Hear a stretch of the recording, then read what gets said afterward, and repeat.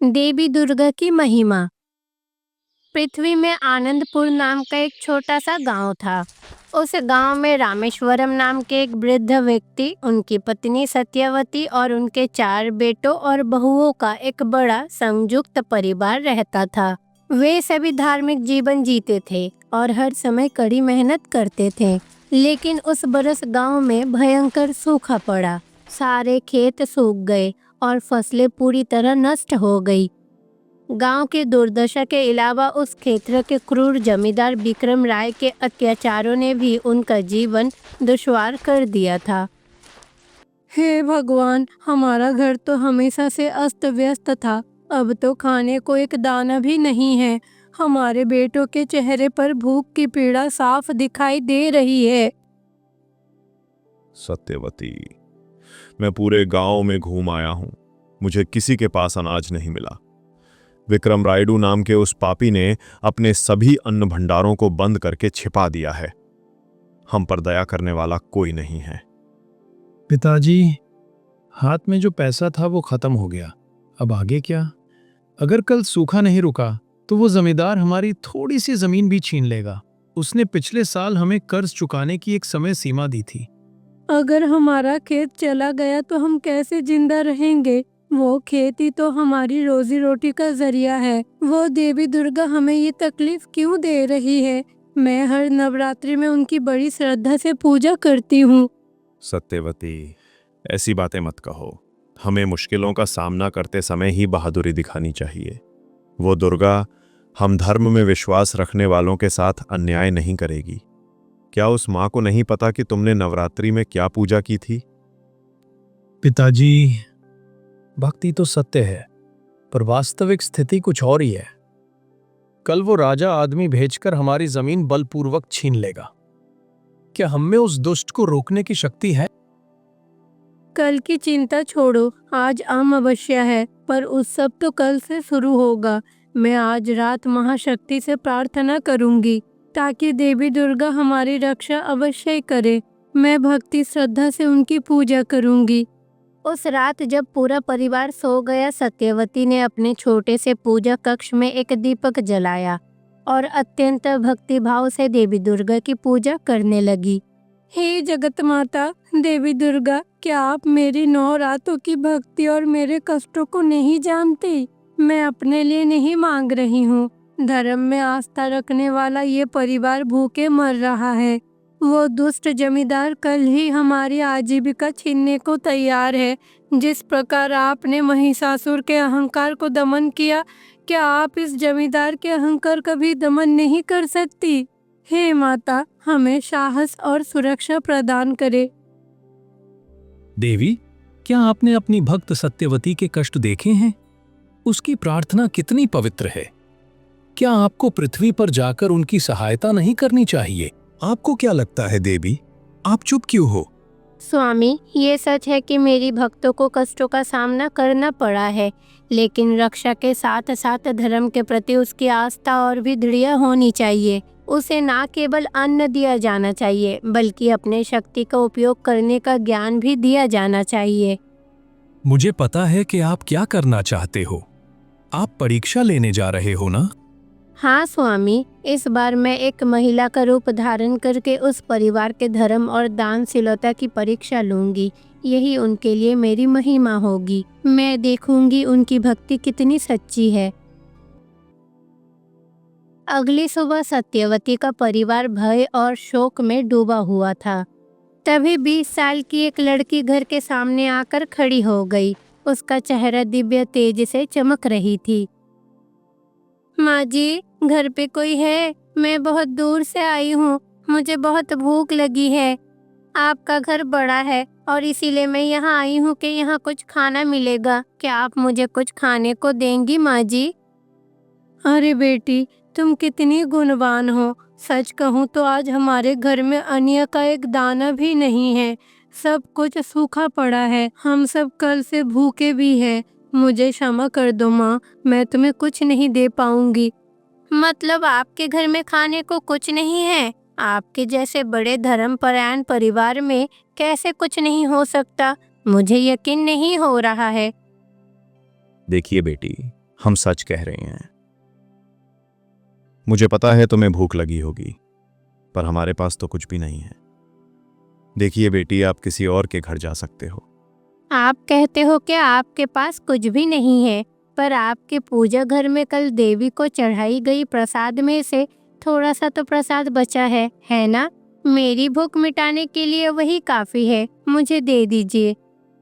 ये सुनकर पूरा परिवार आश्चर्य से एक दूसरे की ओर देखने लगा। वे समझ नहीं पा रहे थे कि उस लड़की को इसके बारे में कैसे पता चला। अरे बेटी, तुम कोई साधारण लड़की नहीं हो, क्या तुम मेरी दुर्गा माँ हो? हे भगवान, मैं भगवान नहीं हूँ, मैं तो बस एक भूखे इंसान हूँ। अगर आप मुझे भगवान की तरह देखना चाहते हैं तो मुझे ये भोग लगाने से पहले अपने बड़े बेटे शेरसैया को बुला लीजिए। हाँ बोलिए, मैं ही शेषैया हूँ। देखो, तुम अपने पिता द्वारा परिवार चलाने के लिए गए कर्ज को लेकर चिंतित हो, है ना? क्या तुम मेरी कुछ मदद कर सकते हो? पहले बताओ। माँ, अगर मैं आपकी मदद कर पाता तो इतना विनम्र ना होता। मुझे समझ नहीं आ रहा कि आप मदद क्यों मांग रही हैं। मुझे कल तुम्हारा खेत चाहिए। मुझे वो खेत विक्रम राय को सौंपना है। अगर तुम मुझे अपना खेत लिख कर दे दो तो मैं तुम्हारी भूख मिटा दूंगी। और हाँ, तुम्हें वो खेत फिर से मिल जाएगा। क्या तुम मानोगे? अरे, अगर मदद ही करनी है तो हमारा खेत क्यों मांग रही हो? क्या तुम भी विक्रम राय के भेजे हुए आदमी हो? क्या जमींदार ने क्या तुम्हें भेजी है? सुनिए, थोड़ा शांत हो जाइए। ये लड़की कोई साधारण व्यक्ति नहीं है। मैं सहमत हूँ। ये खेत अब से भूखी लड़की का है। हमारी ईमानदारी ही हमें बचाएगी। आप चिंता मत करें। धन्यवाद माँ जी, आपका ये निस्वार्थ विश्वास मेरे लिए बहुत ही मायने रखती है। अगली सुबह जैसे कि सत्यवती को आशंका थी, विक्रम राय 10 अनुयायियों और लाठियों के साथ सत्यवती के खेत पर कब्जा करने के लिए आ पहुंचे। अरे रामेश्वर, अपनी पुरानी कहानियां बंद करो। तुम्हारा कर्ज अभी चुका नहीं है। ये खेत अब मेरा है।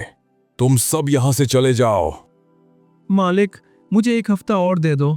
ये सूखा खत्म होते ही हम तुम्हारा कर्ज चुका देंगे। क्या तुम्हें भूख लगी है? क्या तुम्हारी देवी दुर्गम्मा आकर तुम्हारे लिए बारिश करेंगी? ये खेत अब मेरा है। अरे जमींदार बाबू रुकिए, ये खेत अब आपका नहीं है, ये खेत मेरा है। अरे, तुम कौन हो युवती? मैं तो तुम्हें जानता ही नहीं। तुम्हें क्या हो गया है? यहां से चली जाओ, वरना मैं अपने आदमियों को बुलाकर तुम्हें पीटूंगा। मैं तो धर्म हूँ, मैं न्याय हूँ। ये खेत मुझे इस परिवार ने उपहार में दिया है। मैं भी देखूंगी कि तुम इनका ये खेत कैसे छीनते हो। क्या तुम मेरे काम में बाधा दोगी? तुम जैसी आम औरत मुझे काम करने से नहीं रोक सकती। तुरंत यहां से हटो। तभी जमींदार के लोग उस लड़की की ओर बढ़े। उस लड़की ने अचानक अपना दिव्य रूप बदले, अपनी 8 भुजाएं और अपना सिंह वाहन प्रकट किया। उसके माथे पर क्रोध की आग भड़क उठी। अरे ओ दुष्ट, तू अपने अहंकार से संसार को कष्ट दे रहा है। आज तेरा अहंकार नष्ट हो जाएगा। तूने मुझे एक साधारण लड़की, एक कमजोर समझकर कम आंका था, है ना? अब देख मैं क्या करती हूँ। उस दिव्य रूप को देखकर विक्रम राय और उनके अनुयायी डर से कांप उठे। उनके हथियार और लाठियां जमीन पर गिर पड़ी। आकाश में भयंकर गर्जन सुनाई दी। अरे दुर्गा माँ, आप मुझे माफ करना, मुझे माफ करना। आप दुर्गम्मा हो, मैं आपको पहचान नहीं पाया। मेरे अभिमान को माफ कर दो। तुम्हें कोई क्षमा नहीं। अहंकार कभी क्षमा नहीं होता। आज से ये क्षेत्र धर्म का है, समझे तुम? तभी अचानक आसमान से अद्भुत बारिश होने लगी। वो बारिश केवल आनंदपुरम में उस जमीन में ही हुई है। सूखा क्षण भर में समाप्त हो गया। सत्यवती, रामेश्वरम, तुम्हारा विश्वास जीत गया। ये खेत तुम्हारा है क्योंकि तुमने साहस पूर्वक मुझे दान दिया है, इसीलिए इस खेत में करोड़ों अनाज होंगे। विक्रम राय, इस परिवार ने तुमसे जो ऋण लिया है उसे चुकाओ, अपने दान की घोषणा करो और देवी दुर्गा से क्षमा मांगो, अन्यथा तुम मेरे प्रचंड रूप का शिकार बनोगे, समझे तुम? बिल्कुल माँ, बिल्कुल। मेरा अभिमान, मेरा अहंकार टूट गया है माँ दुर्गा।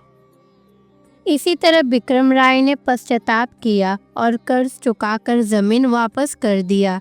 इसके बाद देवी दुर्गा एक शांत माता के रूप में परिवार के सामने प्रकट हुए। मेरे प्यारे भक्तों, मैं तुम्हें अपनी महिमा दिखाने आई हूँ। हे माँ, आपने मेरी प्रार्थना सुन ली है। आपने हमें बुद्धि और साहस दिया है। आपने हमें जीवन दिया है। देवी माँ, आपका शुक्रिया अदा करने के लिए शब्द कम पड़ गए हैं। आपने हमारे परिवार को बचा लिया। सुनो, मेरी महिमा आकाश में नहीं, तुम्हारे चारों ओर है। साहस मेरा स्वरूप है, दृढ़ संकल्प मेरी शक्ति है, श्रद्धा मेरा शास्त्र है। जब तुम धर्म में विश्वास करोगे और साहस पूर्वक आगे बढ़ोगे, तब मेरी महिमा तुम्हारे माध्यम से प्रकट होगी। तुम्हारी निस्वार्थता के कारण ही मैं तुम्हारी सहायता कर पाई हूँ। हाँ देवी माँ, अब से हम बहादुर और आत्मविश्वासी बनेंगे। यही मेरी कामना है। दुनिया में जहाँ भी अन्याय हो, उसके विरुद्ध लड़ने का साहस तुम्हारे अंदर होना चाहिए। अगर तुम में ये साहस है तो महिषासुर मर्दिनी की शक्ति सदैव तुम्हारी भीतर रहेगी। आज से इस परिवार पर मेरी कृपा बनी रहेगी। इसी तरह देवी पार्वती ने परिवार को आशीर्वाद दिया और हल्की सी मुस्कान के साथ अंतर्ध्यान हो गई। माँ दुर्गा भूलोक में आती है। पूरी दुनिया में हलचल मची हुई थी, यहाँ तक कि हमारा हीरो रामू भी जल्दी से तैयार होकर कमरे से बाहर आ जाता है। उठते ही भूख लग जाती है। लो माँ, जल्दी से टिफिन तैयार कर लो। आज रविवार है, हमारे लड़के बाहर इंतजार कर रहे हैं। हमें टिफिन खाना चाहिए और जाकर छक्के पर छक्के लगाने चाहिए। हमने पड़ोसियों से शर्त भी लगाई है, इस बार क्रिकेट में हमें जीतना है। क्या तुम देख नहीं रहे हो कि मैं क्या कर रही हूँ? आज दुर्गा अष्टमी है। ओह हाँ माँ, मुझे बहुत डर लग रहा है। किस बात से डरते हो? अरे माँ, चंद्रमुखी फिल्म चंद्रमुखी की खूबसूरत भूतनी वेंकटपति राजा की बलि चढ़ाने वाली है, इसलिए मैं डर रहा हूँ। अरे छी, ऐसी बातें करके मेरा मूड मत खराब करो। दरअसल मैं अपनी माँ के लिए ढेर सारे व्यंजन बना रही हूँ। गांव के सब लोग मेरी माँ के मंडप में गए होंगे। तुम और तुम्हारे पापा मेरे किसी काम के नहीं हो। मेरी एक काम में बिल्कुल भी मदद नहीं करते। तुम्हारी वजह से मुझे देर हो रही है। हमारे रामू की माँ तरह तरह की व्यंजन बना रही है। अरे माँ, उधर ये रामू लोग मन बहुत ही मन नाराज यही हैं। सोचता रहता अगर मैं है। नाराज हो जाऊंगा तो ये अम्मोरू बन जाएंगे। मुझे अम्मोरू का मतलब याद है। हमारे गांव के बाहरी इलाके में अम्मोरी मंडपम में तरह तरह के प्रसाद चढ़ाते रहते हैं। चलो वहां चलकर टिफिन खाते हैं। ये कहकर वो गांव के बाहरी इलाके में जाता है और जाकर देखता है मंडप पर केवल पुजारी जी ही है। अरे बाबू, तुम यहाँ हो? मैं सोच रहा था कि अभी तक कोई क्यों नहीं आया। आप समय पर आ गए। मैं पूजा का कुछ जरूरी सामान घर पर भूल गया था। मैं अभी जाकर ले आता हूँ। तब तक बाबू, तुम मंडप में क्यों नहीं बैठते? पुजारी जी ये कहकर चले गए। रामू मंडप में बैठा था। इसी बीच रामू को ऐसा लगा जैसे किसी ने उसे पुकारा हो। अरे कौन? ऐसा लगा जैसे किसी ने बुलाया हो, पर यहाँ तो कोई नहीं है। अरे बाबू, मैं माँ हूँ, मैं आ रही हूँ। माँ, माँ ये जो घर सोचकर पर खाना रामू बना रही इधर-उधर थी, अपने माँ को अभी ढूंढता अभी यहाँ रहता है। पहुंची हैं। इसी बीच मंडप में बैठी देवी दुर्गा की मूर्ति से माँ दुर्गा बाहर आती है और पीछे से रामू के सर को स्पर्श करती है। तुम इधर उधर देख रहे हो, लेकिन अपने पीछे मुझे नहीं देखते। इसी तरह लोग हमेशा कुछ ढूंढते रहते हैं, लेकिन वो अपने पीछे मुझे हमेशा भूल जाते हैं। अरे माँ दुर्गा, क्या आप ही हो? क्या आप सच में बात कर रही थी मुझसे? नहीं, मैंने अपने लिए एक डबिंग आर्टिस्ट रखा है।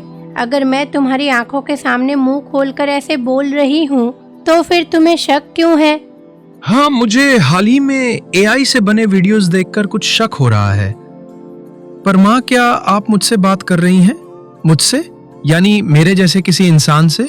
मैं इस पर विश्वास नहीं कर पा रहा हूँ। क्यों? तुम्हारे आसपास क्या कोई इंसान है जो मैं किसी से बात करूंगी, जबकि तुम ही तो यहाँ खड़े हो।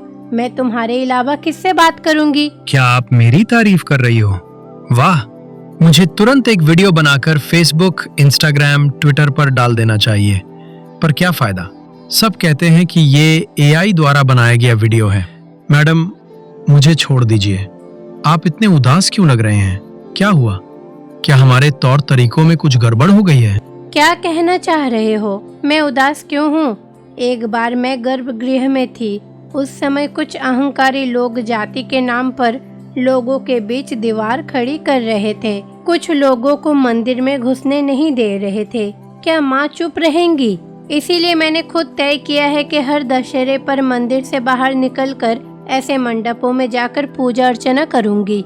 ये तो अच्छी बात है ना माँ। आखिर माँ महान होती है ना? मुझे लगता है कि मुझे भक्तों से पूजा मिलनी चाहिए, लेकिन भक्तों ने पूजा के नाम पर मेरे सामने जो ढोंग रचा है उसे देखकर तो मुझे बहुत ही चिढ़ होती है। भेष? क्या भेष माँ? ठीक है, तुम्हें देखना है, मैं तुम्हें सीधे दिखाती हूँ। थोड़ी देर में पूजा खत्म हो जाएगी। गांव के सब लोग सीधे यहाँ आएंगे और देखना मेरे साथ कैसा व्यवहार हो रहा है। इसी तरह माँ दुर्गा और रामू मंडप के एक कोने में बैठ गए। पुजारी आकर माँ के सामने बैठ गए। क्या तुम जानते हो पुजारी इतने सुबह उठने के बावजूद अभी तक पूजा क्यों शुरू नहीं किया है? मेरा मतलब है शायद राहु काल जैसी कोई चीज आड़े आ गई है। सर्वमंगली, मेरे लिए क्या शुभ है? मैं ही काल हूँ और मैं ही काली हूँ। राहु और दुर्मुहूर्तों से मुझे क्या परेशानी है? वो गांव में है। हालांकि वो गांव के बुजुर्ग गोपाल राव है। उन्हें और उनकी पत्नी को सुबह जल्दी उठने और तैयार होने और घर से यहाँ आने में समय लगता है। आजकल तो सब मेरी पूजा से ज्यादा वीआईपी लोगों के आने का इंतजार देख रहे हैं। जब भी कोई वीआईपी आता है तभी मेरा अभिषेक होता है। ये सब पूजा पाठ तो लोगों को दिखाने के लिए ही होता है। इसी तरह रामू और माँ बातें कर रहे हैं। धीरे धीरे गांव के सभी लोग मंडप में आने लगते हैं। गांव का मुखिया और उनकी पत्नी अच्छे कपड़े पहने मंडप में आते हैं। ए जी, मेरी साड़ी माँ दुर्गा की साड़ी से बेहतर है ना? इसी तरह उस गांव की मुखिया की पत्नी उनसे पूछती है। देखो, जिस तरह से ये बातें कर रही है, उसने जो साड़ी पहनी है माँ की साड़ी से वो ज्यादा शानदार होनी चाहिए। ये कैसी भक्ति है, बताओ तुम? इस बार दशहरे के अवसर पर मैं देवी को 108 बार अर्चना करूंगा। नकद नाम मैं घोषणा कर रहा हूँ कि मैं इसे उपहार के रूप में दूंगा।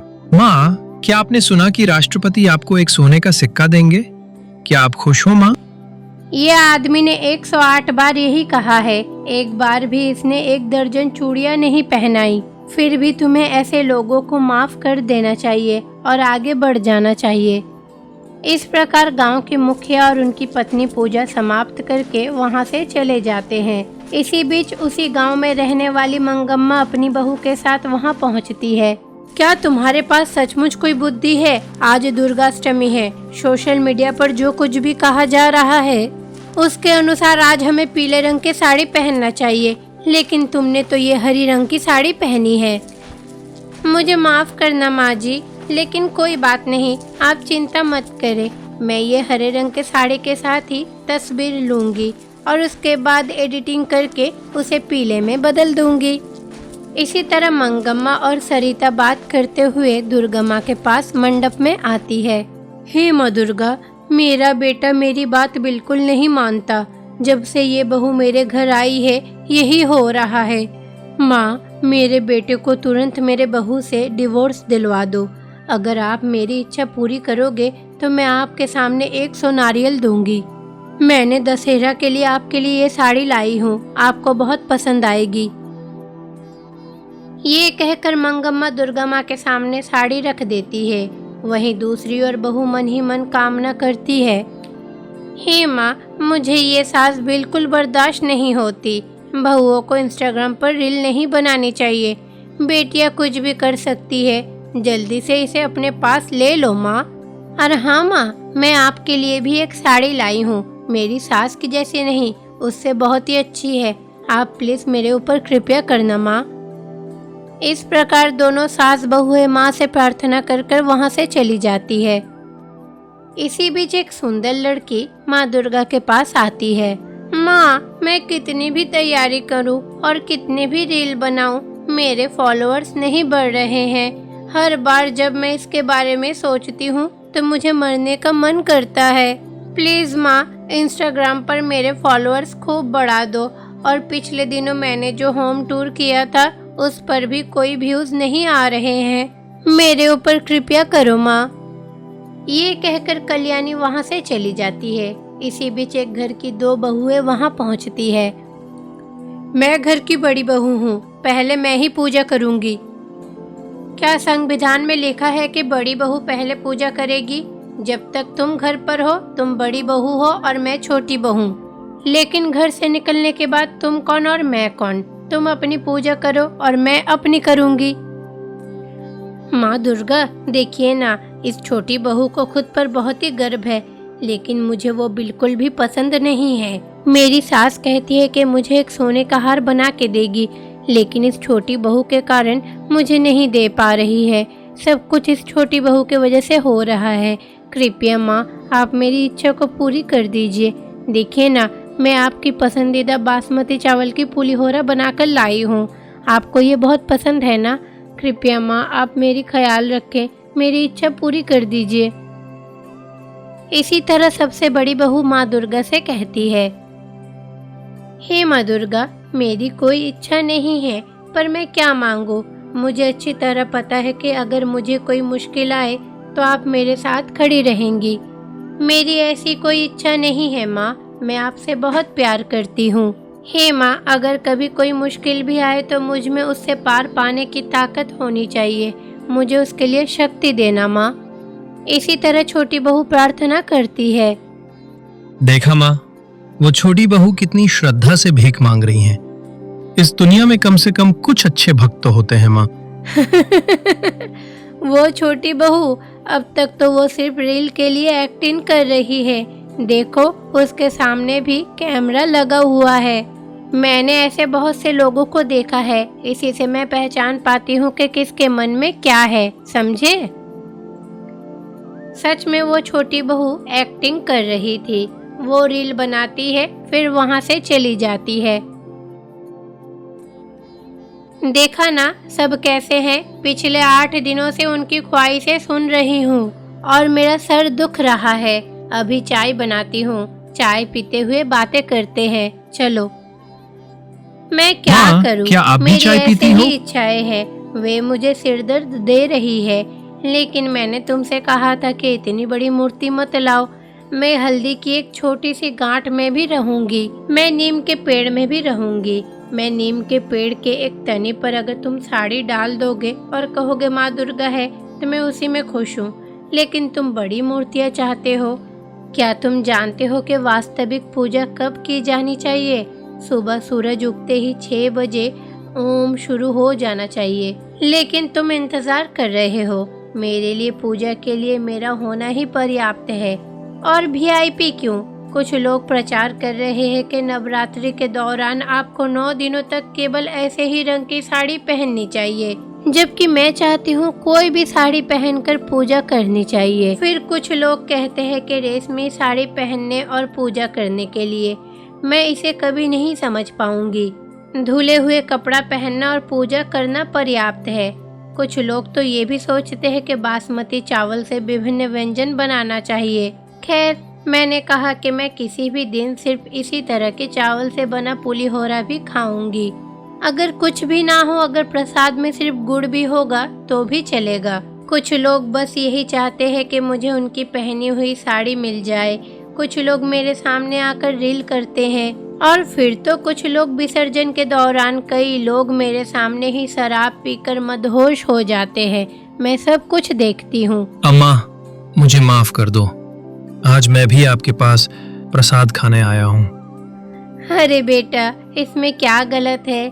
नहीं, एक बच्चा भोजन के लिए अपने माँ के पास ही तो आता है, बल्कि किसी और के पास नहीं जाता। तुम तो मेरे पास केवल प्रसाद के लिए आए हो। यहाँ तो कई लोग मेरे पास आए हैं और विभिन्न इच्छाएं मांगी है। कुछ ने तो दूसरों का विनाश चाहा है। मैं बिना जाने पूछती हूँ, क्या तुम भूल गए हो कि मैं सभी की माँ हूँ? मैं किसी का भला और किसी का बुरा कैसे कर सकती हूँ? मैं सभी का भला करती हूँ। मुझे अच्छी तरह पता है कि किसे और कब क्या देना है। मैं भेदभाव नहीं करती। मैं एक अशिक्षित व्यक्ति हूँ जो कुछ भी नहीं जानती। मैं उस विद्वान के लिए वैदिक गायत्री हूँ जो सब कुछ जानता है और वेदों का ध्यान करता है। मैं सब कुछ कर सकती हूँ। मैं एक विद्वान से गायत्री के रूप में बात कर सकती हूँ। माँ, आप वाकई बहुत अच्छी हैं। आप में हम जैसे लोगों के साथ रहने का बहुत धैर्य है। माँ, आप किस तरह के लोगों के लिए दया का भाव रखती हैं? आप किसकी रक्षा करती हैं? मैं हर उस स्त्री की रक्षा करूंगी जो मुझे इस मूर्ति या इस पत्थर में देखने वाले से भी ज्यादा देखती है। मैं उन लोगों के घरों में रहूंगी जो सच्चे मन से मेरी पूजा करते हैं, बिना किसी झिझक या शोर शराबे के। मैं वो माँ हूँ जिसका तुम्हारी रक्षा के अलावा कोई और काम नहीं है। समझे बच्चे? माँ ऐसे ही बात करती है। इतने में रामू की माँ आती है और रामू को थपथपाकर जगाती है। रामू, रामू जल्दी उठो और तैयार हो जाओ। और कब तक सोओगे? ये सब क्या सपना है? मैंने अभी तक सपना देखा? क्या होता अगर मेरी माँ मुझे त्योहार मनाने का तरीका बताती? उन्होंने मुझे भक्ति क्या होती है ये भी बताया। मैं अपनी माँ के बताए रास्ते पर चलूंगा। जय दुर्गम्मा।